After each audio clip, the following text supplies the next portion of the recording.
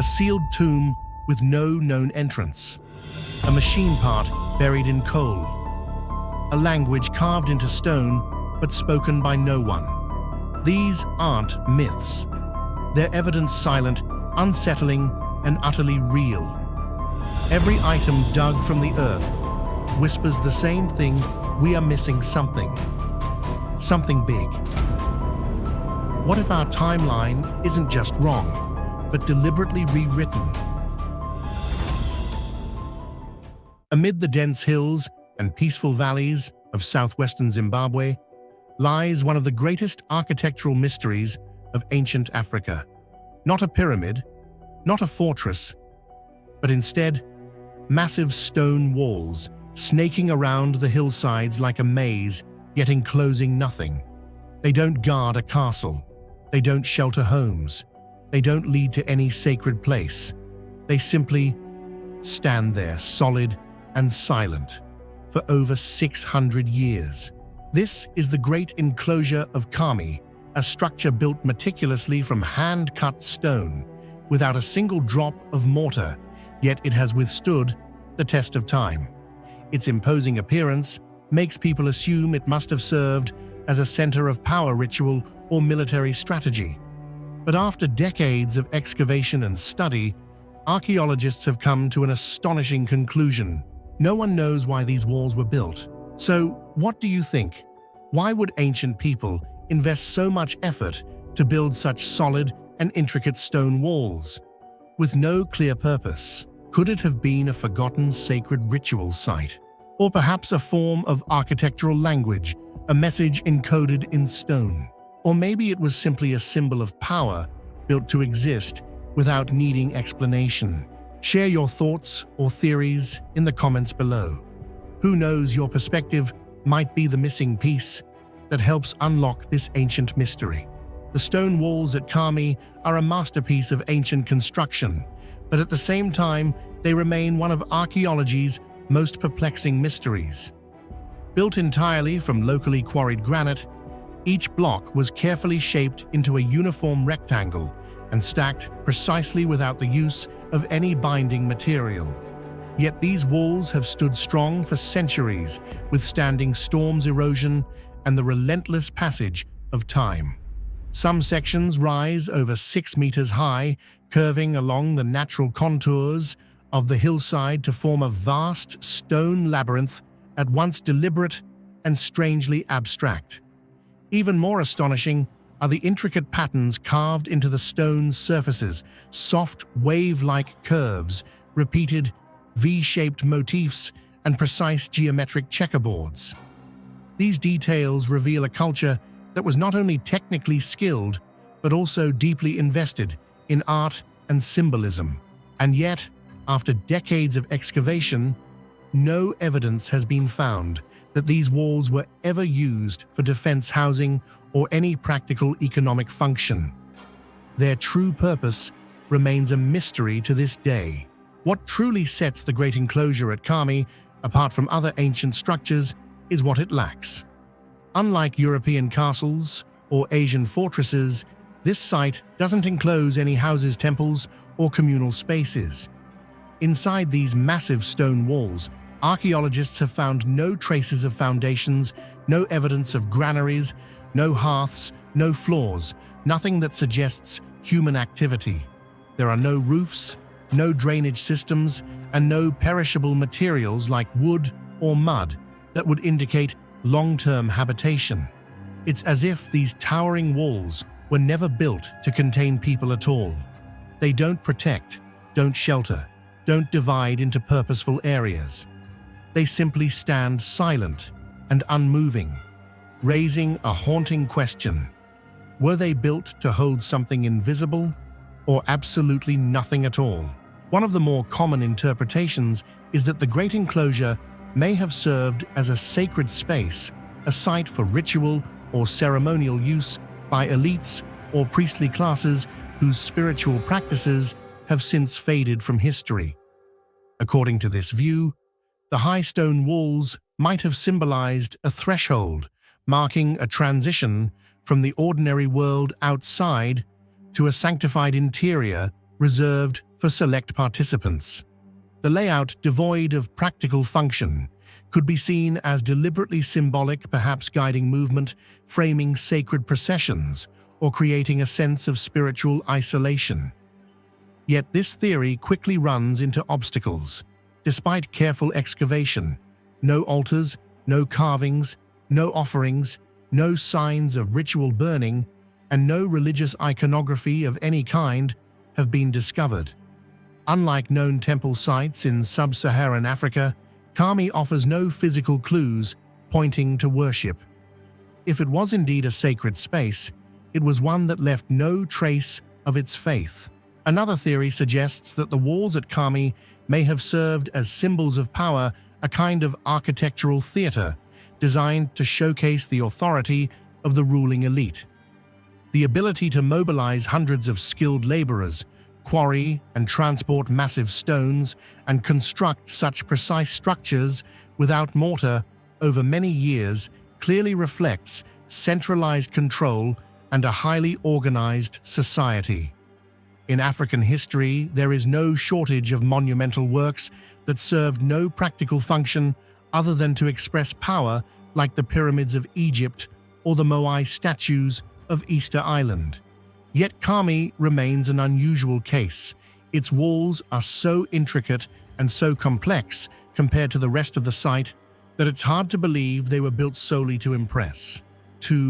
When viewed from above, Kami's network of stone walls forms graceful curves that wrap around the hillsides like a vast web, yet they lead nowhere. There is no clearly defined main entrance, no central axis, and no functional layout like those typically found in ancient settlements. This seeming lack of logic has led some researchers to propose a bold theory: could this be a lost form of architectural language?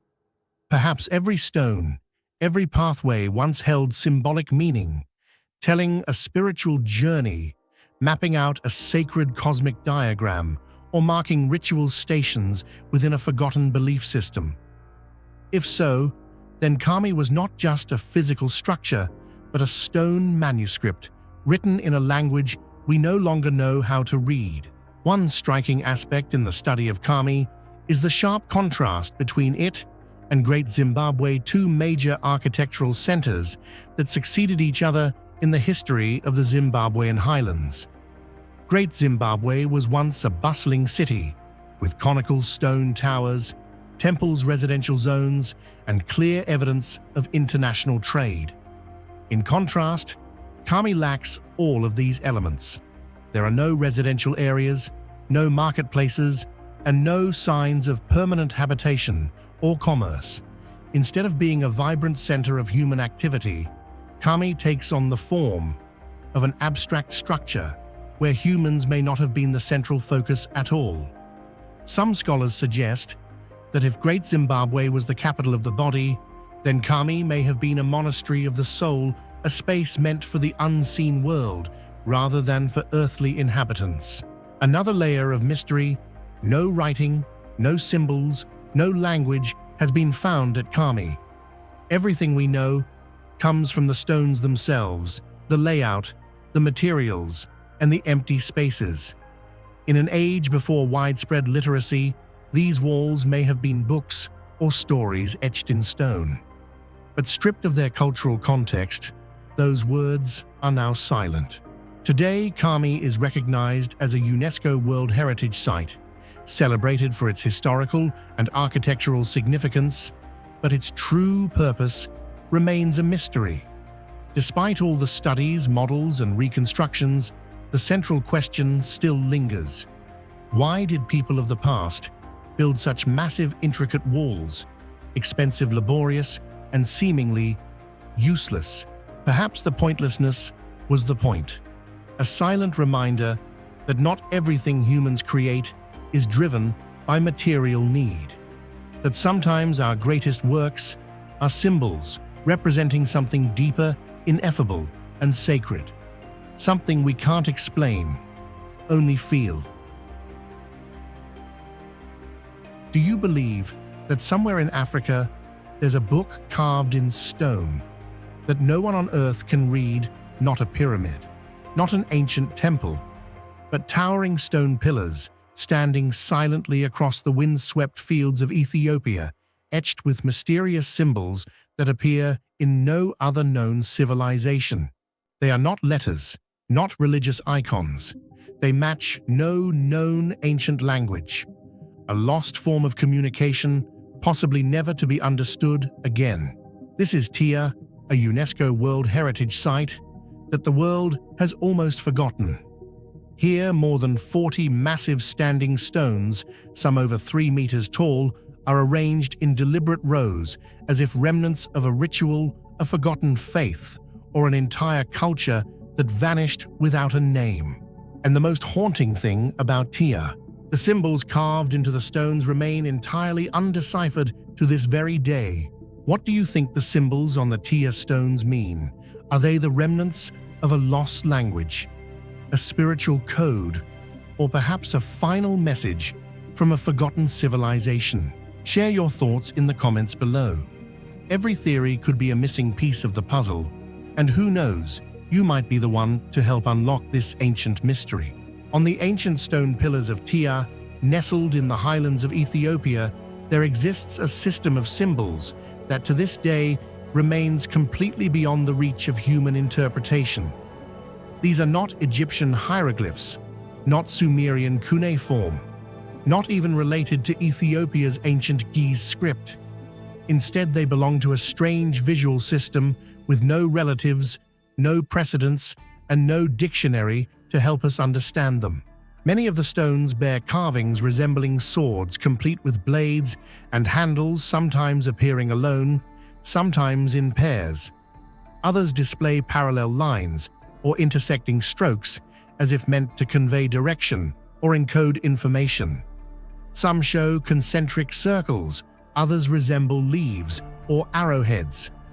Strikingly, several of these motifs repeat across multiple stones, suggesting they once carried a consistent, perhaps even sacred meaning, yet they follow no known grammar or structure. Researchers believe these are not mere decorations. They might be ritual records, spiritual markers, or a form of visual language from a civilization that never made it into the pages of history. A culture that vanished quietly, taking with it the very key to its own story. What deepens the mystery further is this entire symbolic system exists only at Tia. Nowhere else on Earth has anything remotely similar been discovered. If these were codes, why didn't they spread? If they were ritualistic, why are there no surviving traditions? This total isolation across space-time and historical memory is why many call Tia by a haunting name. The stone book with all its pages torn out. One of the most perplexing things about Tia is this: no historical record mentions the people who built it.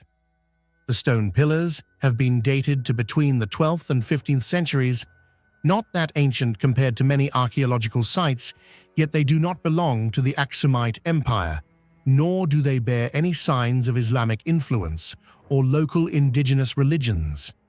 Whoever once lived here, if they existed as an organized community, vanished without leaving behind a single written word, a house, a manuscript, or any cultural artifact at all, except for the silent stones scattered across the plain.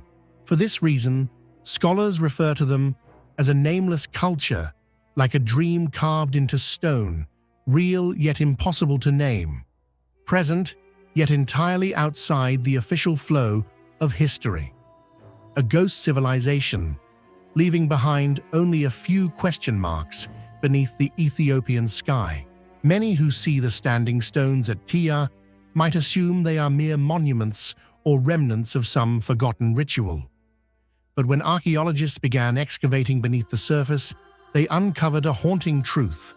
Many of the stones marked the locations of ancient graves. Human remains were found buried in unusual positions, some curled up, others lying on their sides, and notably many were interred alongside stone blades, broken pottery, or animal bones. Some skeletons showed signs of trauma, prompting researchers to suggest that Tia was not simply a burial ground, but perhaps a site of warrior rites memorials for the fallen or even human sacrifice. The sword-like carvings on the stones therefore may symbolize honor sacrifice or sacred warning. This was not a place to hide death, it was a place to mark a death that meant something in a culture we no longer understand. Unlike random stones scattered aimlessly across a field, the pillars at Tia are arranged in a deliberate and meaningful order. Some are aligned directly with the rising sun, evoking comparisons to ancient astronomical structures like Stonehenge, while others are placed in neat, intentional rows as if mapping out a sacred design upon the earth. Though there is no direct evidence that Tia functioned as an observatory, the purposeful layout suggests that its builders possessed not only technical skill, but also abstract thinking and a distinct spiritual worldview.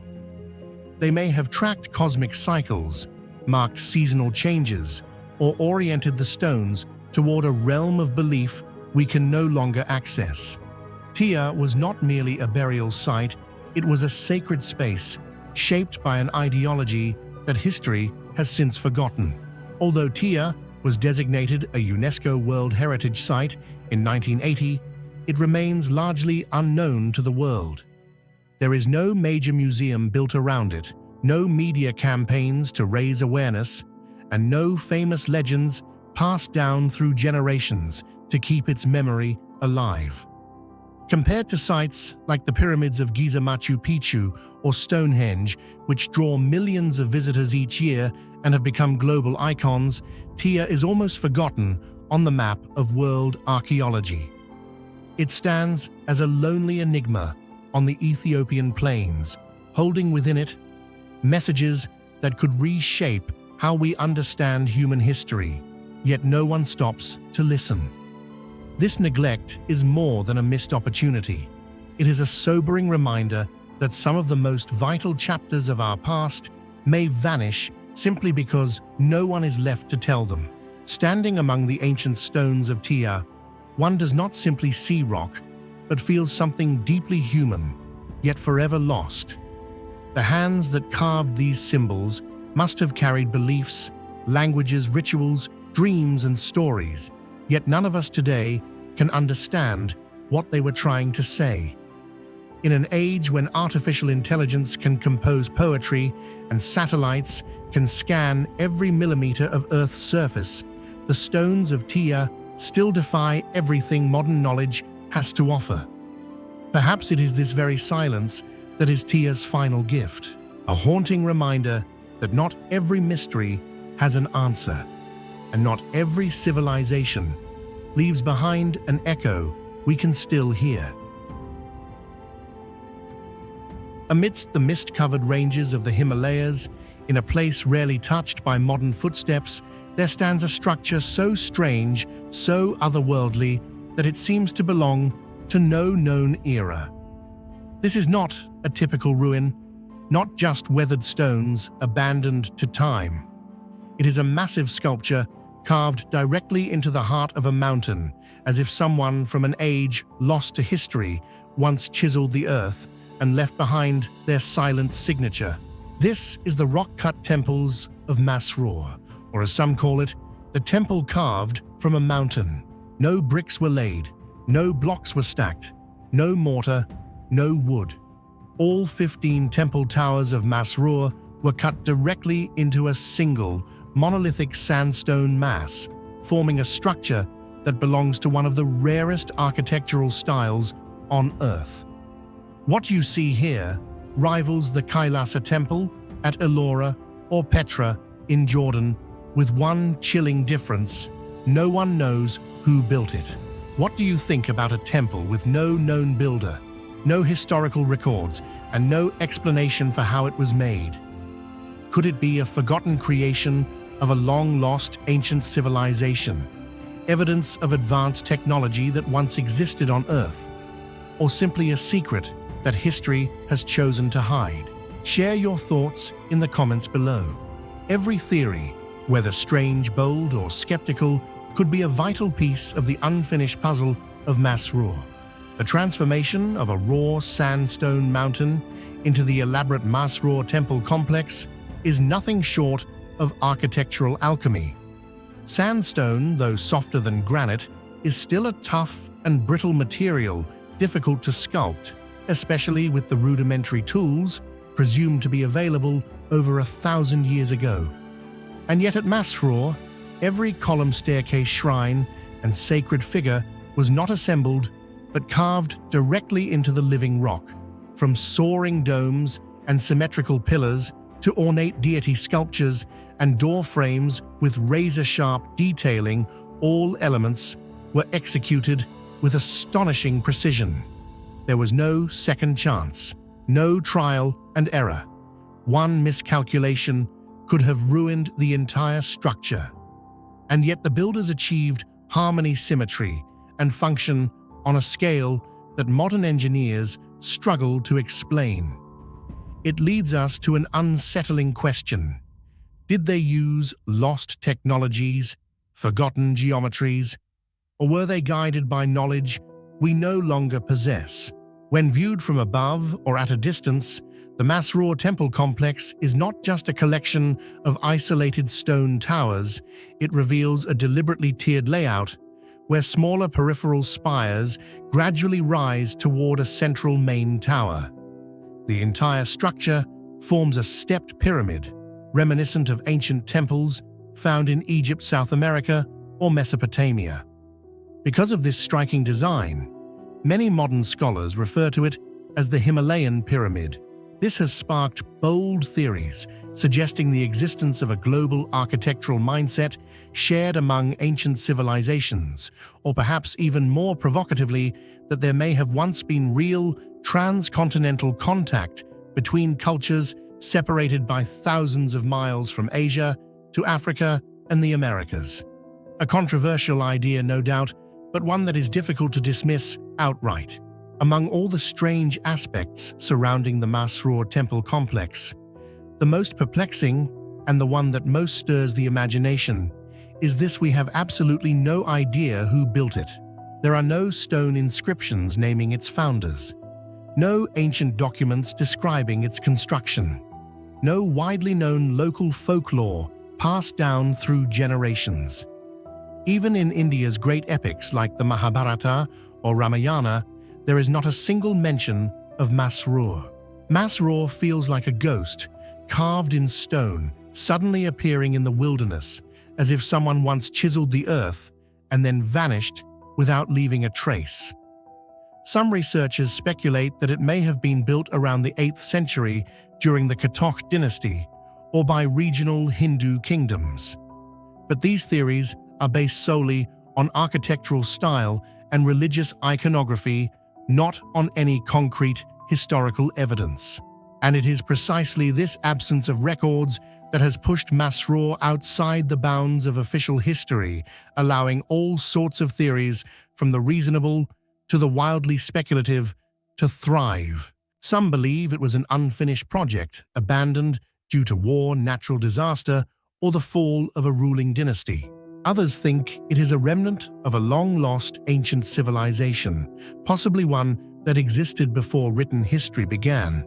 A more radical theory suggests that Masrur was the creation of a secret ancient guild engineers and artisans who possessed knowledge far beyond their time, and who deliberately chose not to leave behind any written evidence of their existence. No matter which theory you lean toward, the absolute silence of Masrur is an undeniable truth. It is not just an ancient temple, it is a question carved in stone, standing quietly for over 1,000 years, waiting for someone to finally uncover the answer. Who built this place, and why has every trace of them completely vanished?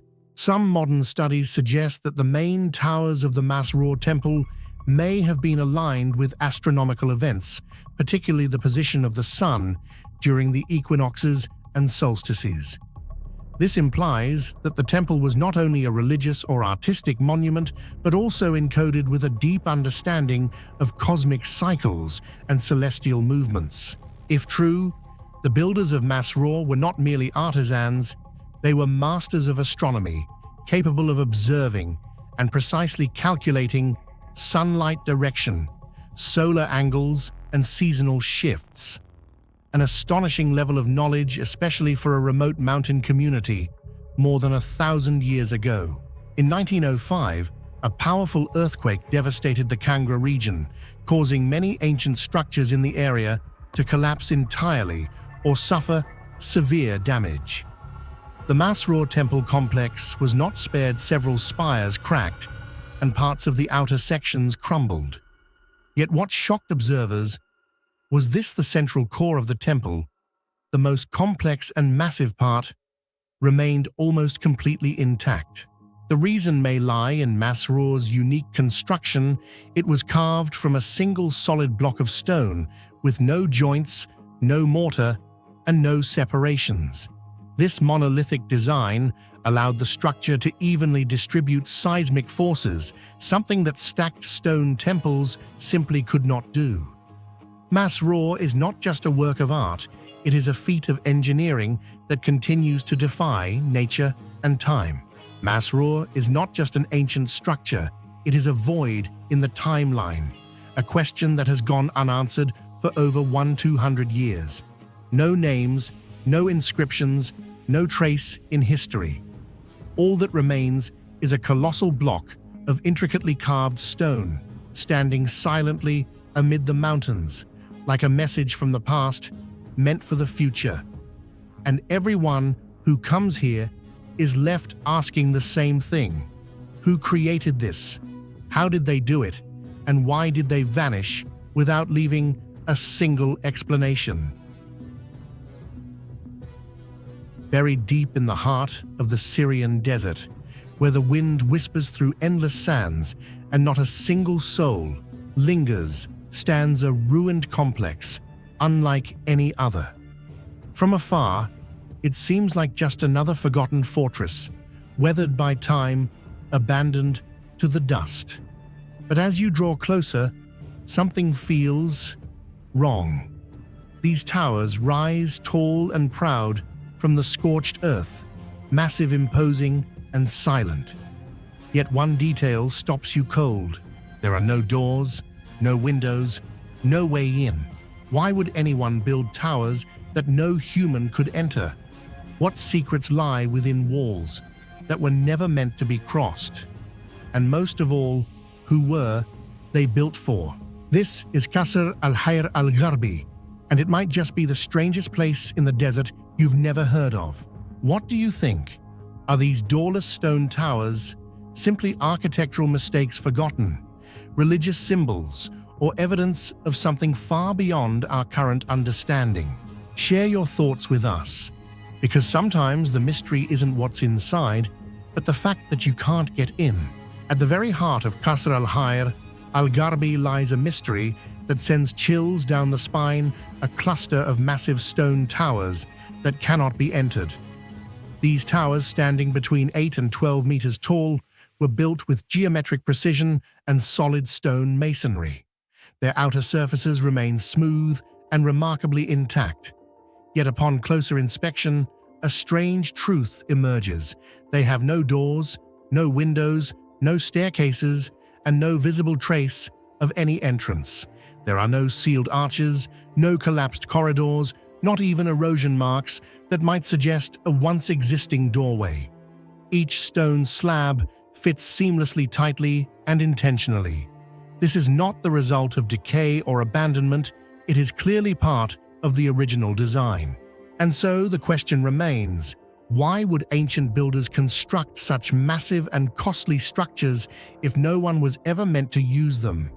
In ancient Middle Eastern architecture, towers were always functional, used as watchtowers, granaries, dwellings, or ritual spaces, all requiring human access. But the towers at Qasr al-Hayr al-Gharbi completely defy every practical purpose, as if they were never meant for human use at all.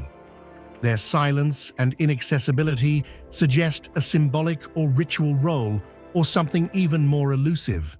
A message encoded in stone, meant for no one, or for someone humanity can no longer understand.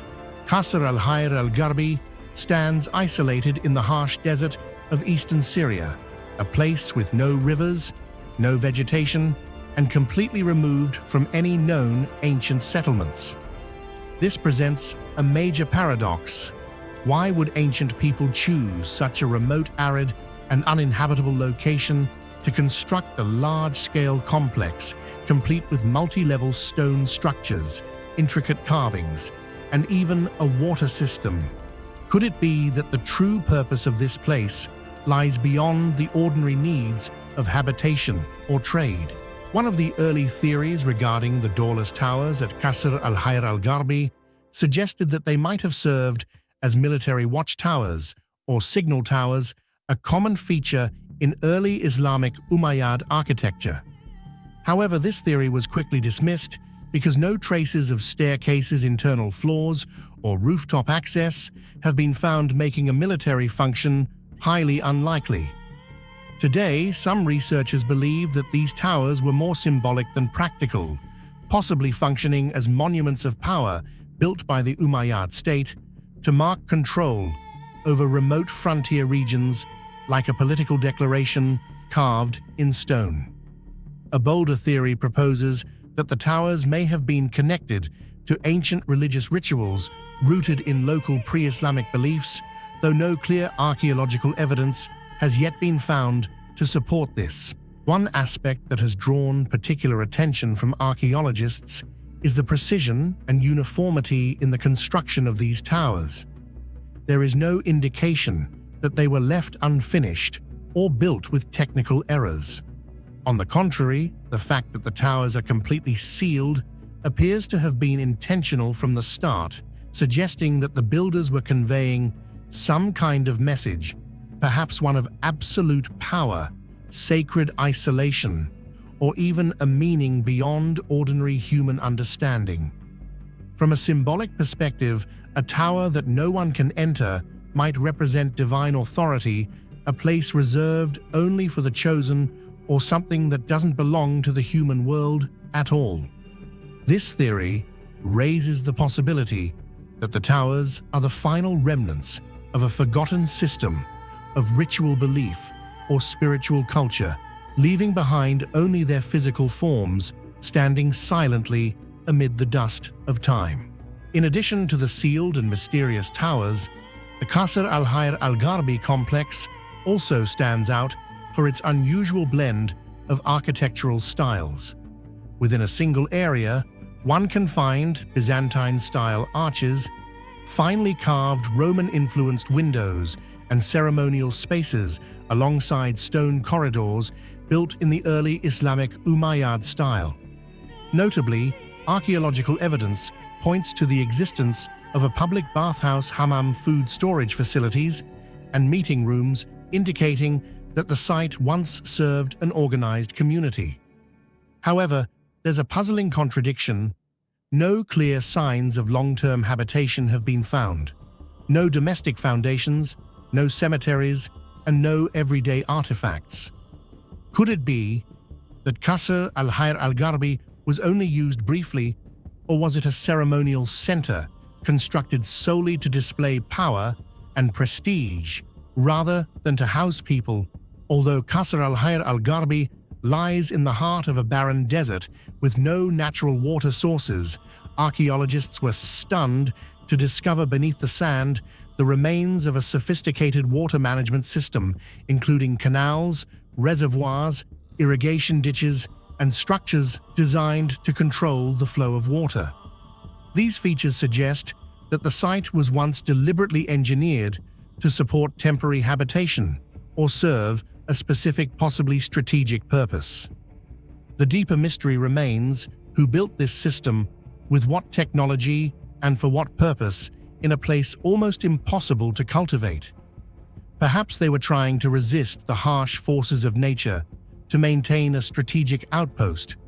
Or more unsettlingly, perhaps they were trying to hide something from the rest of the world, using the desert's isolation and silence as a veil to conceal a purpose we still do not understand. Today, Qasr al-Hayr al-Gharbi is virtually absent from public discussions about Syria's heritage. Buried beneath sand, and forgotten by time, it seems to have vanished from the historical map. Yet for serious scholars, it is considered an archaeological anomaly of exceptional significance. A site where too many things feel off, completely sealed, towers, a water system in the middle of the desert, an unusual blend of Eastern and Western architecture, and a strangely isolated location. Perhaps these structures once played a clear role in a historical context we've entirely lost, or more unsettlingly, perhaps they still guard a secret no one has yet unlocked. A message in stone, unspoken and enduring, sent from the distant past to the future. Not everything is meant for humans to enter. Petra, the rose-colored gem of the Jordanian desert, is world-famous for its majestic facades carved directly into sandstone cliffs. The treasury looks like something pulled from legend, while ancient royal tombs glow in the desert's golden light. Millions of visitors have walked these ancient streets, marveling at the beauty etched into stone. But what almost no one realizes is that beneath their very feet, another world lies hidden. A massive underground labyrinth filled with tunnels, sealed chambers, conduits, and forgotten voids rests deep beneath layers of sandstone and centuries of dust. There is no map, no clear entrance, and almost no one has stepped into these depths for thousands of years. This isn't a side note to Petra's glory. It could be a second Petra, an underground city never fully mapped, where some of the oldest secrets of religion, ritual, and breathtaking engineering remain sealed in the shadows. What do you think is buried beneath Petra? A mysterious ritual system, undiscovered treasures, or perhaps an entirely different city that humanity has never seen before? Share your thoughts and theories in the comments below. We'd love to know what you imagine is hidden in the shadows beneath Petra's ancient ground. Hidden beneath the grandeur of Petra lies an underground labyrinth whose true scale remains almost completely unknown to archaeologists. Despite decades of excavation and study, experts still admit that no complete map of this subterranean world exists.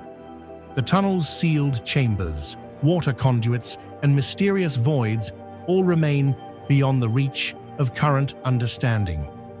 On modern archaeological charts, most of underground Petra appears as blank spaces yet to be filled in. Saying it is still unmapped is not just a metaphor, it is a staggering reality, one that highlights the astonishing limits of our knowledge about one of the most deeply buried and sophisticated engineering feats of the Nabatean civilization. The Nabateans, Petra's ancient builders, were master engineers. They carved cities into cliffs, designed sophisticated water delivery systems in the heart of the desert, and developed a hidden infrastructure to support their growing population and ceremonial needs. Beneath the visible monuments, researchers have found evidence of tunnel systems running through hills, cutting under major temples, and even connecting distant areas of the city. Some of these tunnels are only a few meters deep, while others descend further into unknown voids. What lies in these lower levels is still largely a mystery. This lack of mapping is not due to a lack of interest, but to extreme difficulty. Petra's tunnels are dangerous, fragile, and often entirely sealed by rockfalls or centuries of sand and debris. Some chambers are so tight that even remote-controlled cameras can't navigate them easily. Others are located beneath important heritage structures, making excavation risky or even forbidden. In other words, the knowledge is buried literally, and unlocking it would require a delicate blend of technology, patience, and archaeological precision. The few tunnels that have been partially explored reveal a mind-blowing level of planning. In several areas, tunnels were used not just for water distribution via underground canals, clay pipes, and hidden cisterns, but possibly for processional pathways, ritual movement, or strategic access between sacred spaces. For example, it is suspected that some of the larger temples may have hidden routes connecting them to storage areas, ceremonial rooms, or perhaps even secret gathering chambers used by the priesthood. These connections remain speculative because most of the underground layout is still unknown. Radar scans and ground-penetrating surveys have hinted at large voids and possible passageways beneath Petra's most prominent landmarks, including the Great Temple, the Qasr al-Bint, and the royal tombs. However, these scans are merely suggestive. They cannot confirm what lies within the voids without excavation. The idea that Petra has a second hidden city beneath its feet, a shadow Petra if you will, remains tantalizingly unproven. Moreover, this lack of a complete map poses serious challenges for preservation. Without understanding what lies beneath, engineers and conservators risk damaging underground structures when maintaining or restoring Petra's visible monuments.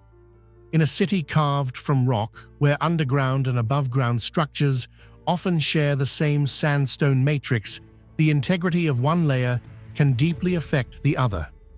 This makes the need to map Petra's tunnels not just a matter of curiosity, but of cultural survival. The implications of this unmapped world are staggering.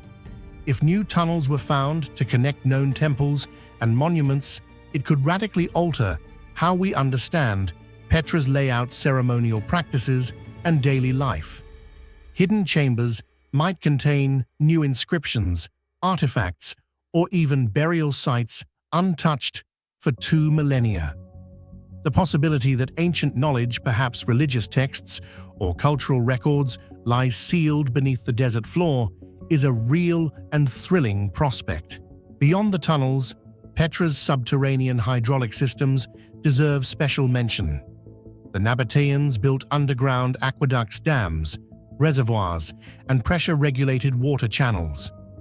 Some of these systems still function to this day, channeling water through invisible veins beneath the city. It's a feat of ancient engineering so sophisticated that modern experts continue to study how it was done and why such knowledge seemed to vanish for centuries afterward. Even more intriguing are the rooms carved deep into rock and sealed from the outside. Were they tombs, storage rooms, ceremonial spaces without access? Archaeologists can only guess. In recent years, using 3D scans and limited robot-assisted probes, researchers have located several such voids, sometimes with staircases leading downward, sometimes with smooth walls suggesting ritual use. But still, most remain locked behind solid rock or layers of sediment that have built up over thousands of years. Exploration is further hampered by Petra's fragility. The sandstone is easily damaged, meaning heavy excavation could destroy more than it reveals. Additionally, Petra is a UNESCO World Heritage Site, and any intervention must pass strict international guidelines. These are just some of the reasons why so much of Petra's underground world remains uncharted. To put it simply, while tourists walk the paths of Petra's majestic avenues and photograph its grand facades, few realize they may be standing above an entirely different world, one that remains largely unseen. The city beneath the city may contain Petra's deepest secrets, from how it was built to how it functioned in its spiritual and political life. Unlocking that world would not only deepen our understanding of Petra, it could reshape what we know about ancient engineering desert civilizations and how humans have long worked to master their environments in the most hidden of ways. In a place already so rich in mystery, Petra's unmapped underground network stands as perhaps its greatest riddle. For now, it remains a blank on the archaeological map, a vast echoing space waiting to be revealed. But when that day comes and the tunnels are finally traced and understood, we may discover that the real heart of Petra lies not in its carved cliffs, but in its forgotten depths below. Beneath the searing sun of northern Kenya, where endless wind sculpts the desert and savanna into silence, something ancient still stands. Not a pyramid, not a temple, not the ruins of any great kingdom, but buried in dust and forgotten by history, there lies a monument older than the Egyptian pyramids, built not by kings or priests, but by herders wandering an ever-changing land. Its centerpiece, a massive, mysterious stone pillar rising from the earth, like a question mark carved in basalt. This is Lothegem, North Africa's oldest known ceremonial monument, and one of the most extraordinary prehistoric sites that almost no one has heard of. Who built it? Why here, in the middle of nowhere? And what message were they trying to leave behind in stone? What you're about to discover isn't just a forgotten landmark. It's a doorway into a lost world, one where nomadic people, against all odds, built something to last forever. What do you think this pillar was meant to represent? A spiritual beacon, a community gathering place, or maybe something we haven't even imagined yet? Let us know what you think in the comments below. We'd love to hear your theories. Built nearly 5,000 years ago during a period of dramatic climate change that turned fertile East African landscapes into harsh, semi-arid terrain, the Lothegem North Pillar site wasn't the work of pharaohs or kings. No royal name is carved into its stones. Its builders were nomadic pastoralists, small mobile groups herding cattle across an unpredictable environment, constantly adapting to survive. These were people without permanent cities, without written language, without centralized power. And yet they created something remarkable, a monumental ceremonial site with a towering stone pillar at its heart. In a world where daily life was about movement and survival, they paused collectively to build something meant to endure. A fixed point in a shifting world. A marker in stone that silently says, "We were here." At first glance, Lothegem North appears to be nothing more than a pile of stones lying quietly in a barren land. No signs, no story, no name. To the untrained eye, it could seem like a random scatter of rocks left behind by nature. But as archaeologists began to excavate the site, they uncovered something astonishing. The stones were not placed at random, but followed a deliberate layout with clear ceremonial design and multiple layers of symbolic meaning. At the very heart of the site stands a massive upright pillar, several meters tall, constructed from multi-ton basalt blocks, a material not found naturally in the area. These giant stones were brought in from distant locations. How exactly remains a mystery. What is clear, however, is that this could not have been the work of a single person or a random effort. It was the result of a tightly coordinated community, united by a shared will, a collective vision, and a deep spiritual purpose. Surrounding the central pillar are layered stone circles and large mounded structures forming a solemn ceremonial space. Everything about it suggests one thing. This was not merely a burial ground, it was a sacred place for rituals, for connection, and for something meant to last. Imagine a nomadic society, no metal tools, no wheels, no machinery. Yet they organized manpower, transported massive stones, and built a monument that would defy time itself. It was more than just an engineering feat, it was the highest expression of communal faith and spiritual longing, the desire to leave behind something that outlives death, outlasts generations. No one knows for certain what the pillar symbolized. Was it a spiritual beacon, a landmark for memory and unity, or perhaps just a silent declaration that they had once existed, once connected, and once believed in something greater than themselves? Whatever its meaning, that pillar standing still through thousands of years is a clear voice from the past, reminding us that humans, even in the harshest conditions, have always tried to etch their presence into the universe with the most enduring material we know, stone. Unlike the royal tombs of Egypt or Europe, where death reflected status, power, and hierarchy, Lothagam was a communal cemetery where everyone was buried equally without social distinction. Hundreds of individuals, from infants and the elderly to women and men, were laid to rest side by side in a shared burial space. There were no signs of separate chambers, no grand architecture reserved for an elite class. All were treated the same in death. Some individuals were buried with ornaments made of ivory, stone shells, or bone, not as symbols of privilege, but perhaps as personal memorials or spiritual tokens. This reveals something deeper. A belief in ancestral memory, or possibly an afterlife, was a core spiritual value in this community.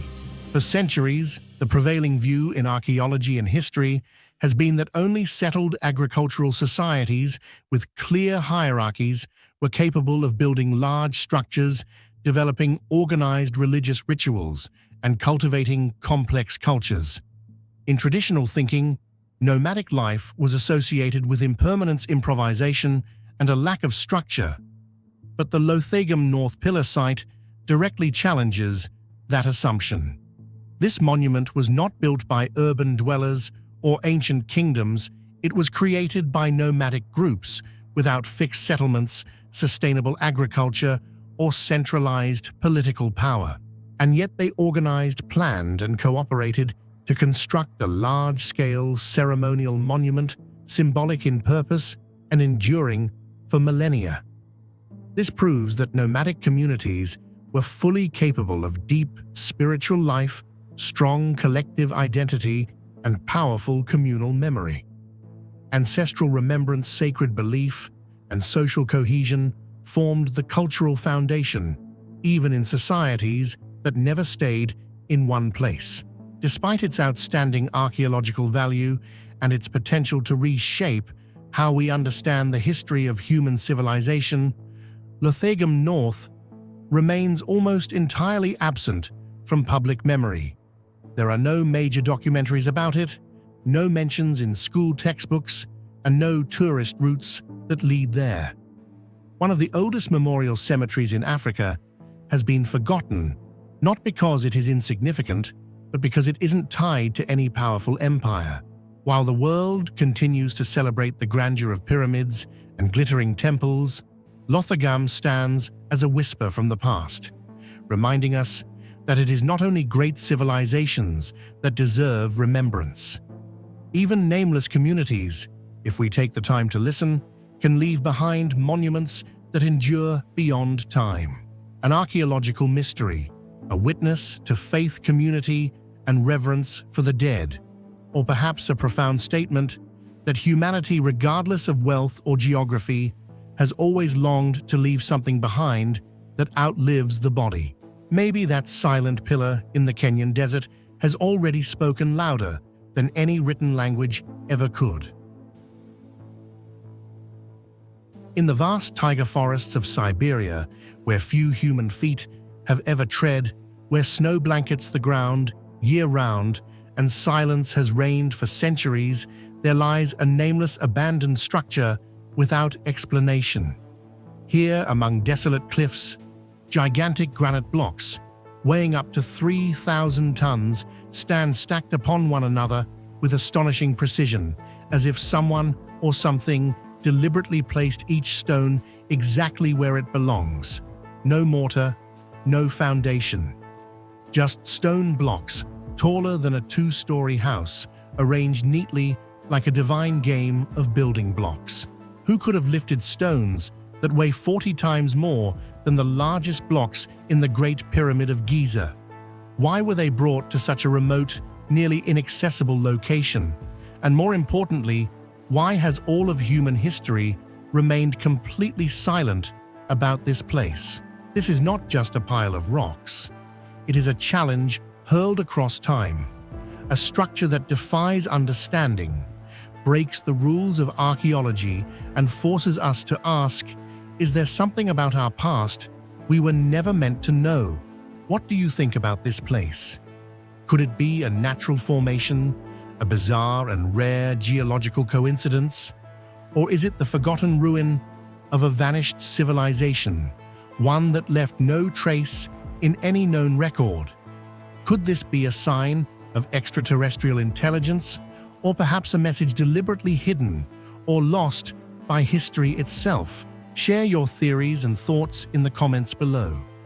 We'd love to know, if you were standing in front of these 3,000-ton stones deep in the Siberian wilderness, what would you believe? Throughout history, we've marveled at humanity's ancient engineering feats, from the towering pyramids of Giza with their 80-ton limestone blocks to Stonehenge's upright megaliths, or the Cyclopean stones at Baalbek, some reaching over 1,000 tons. These structures have long been considered the pinnacle of ancient construction. But then comes Mount Shoria, quietly tucked away in the forests of Siberia, shattering every benchmark we thought existed.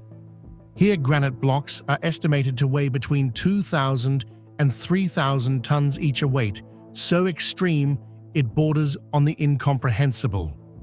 That's the mass of 500 full-grown elephants, not just once, but repeated stone after stone. Even more unsettling is how these behemoths are not strewn randomly, as one might expect in a natural rockfall. They are stacked, layered, and upright, forming walls, tiers, and interlocking placements. No ancient crane, no ramp, no known technology could have performed this. And yet, here it stands. Who built this, and with what power?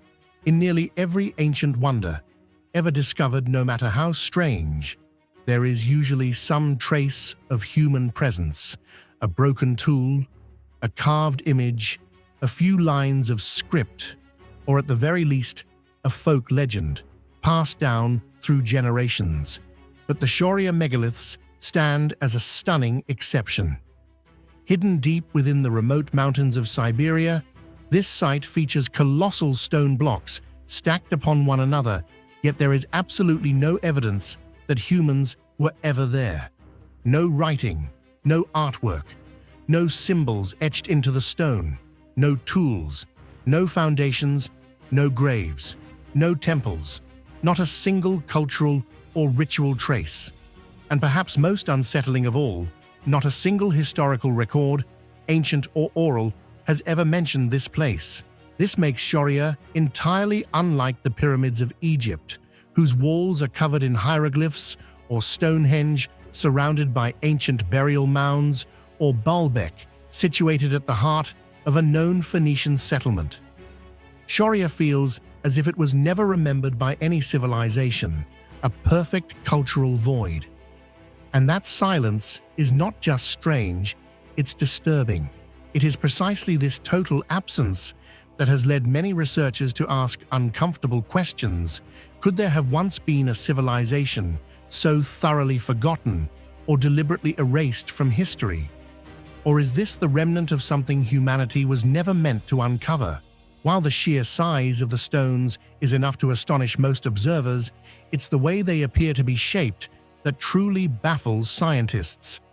Upon closer inspection, many of the blocks at Shoria display surfaces that are nearly perfectly flat, with sharp right angles and even edges that look as if they were shaved smooth by a giant blade. These are not the rounded, irregular surfaces one would expect from natural weathering. Instead, they show clear signs of artificial geometry, as if they had been carved by precision tools, possibly mechanical in nature. Some traditional geologists suggest these features could result from natural crystalline fracturing in granite, which can produce flat surfaces. But this theory fails to explain how these massive blocks ended up stacked vertically several meters high in formations that seem intentional rather than accidental. To achieve that would require not only immense lifting power, but also an extraordinary level of control over the placement and shape of each block, something nature is highly unlikely to accomplish on its own. These puzzling features have reignited debate. Were human hands really behind these stones? Or are we looking at the work of a force or intelligence that history has yet to name? The Shaurya megaliths lie hidden deep within the mountainous forests of Kemerovo Oblast in southern Siberia, one of the wildest and most inaccessible regions left on Earth. Surrounded by vast, untouched taiga forests, the area endures a harsh climate, with long winters blanketed in heavy snow and short, damp summers. The terrain is rugged, with no major roads, no nearby settlements, and virtually no tourism activity. This extreme isolation meant that the Shaurya megaliths remained off the academic radar for centuries. It wasn't until 2014 that the site suddenly drew attention when a research team, led by Russian archaeologist Georgy Sidorov, released the first series of photographs. The images spread rapidly across the internet, sparking both excitement and skepticism. Some believed the photos were fabricated, but satellite imagery and local reports quickly confirmed this place is real, and it looks like nothing humanity has ever seen before. Perhaps the most baffling thing about the Shaurya megaliths isn't the size of the stone blocks, but the fact that the structure has no recognizable form. There are no corridors, no rooms, no signs of art, religion, or ritual. It doesn't resemble a temple, nor does it look like a tomb or any type of ancient dwelling we know of. What remains are simply enormous stone blocks, stacked, standing upright, interlocked, as if built for a purpose no one can understand, or perhaps never meant for humans at all. Could this be just the foundation of a much larger structure that was destroyed long ago? Or is it some kind of ancient marker left behind by a culture that has completely vanished? One can't help but wonder whether this could even be the remnant of a technology that once existed and was erased from history. We simply don't know. There are no blueprints, no inscriptions, no clues to explain it. All that remains is the silent presence of stone that defies every rule we know. Many theories have been proposed, from natural formation to ancient giants, from lost civilizations to extraterrestrial origin.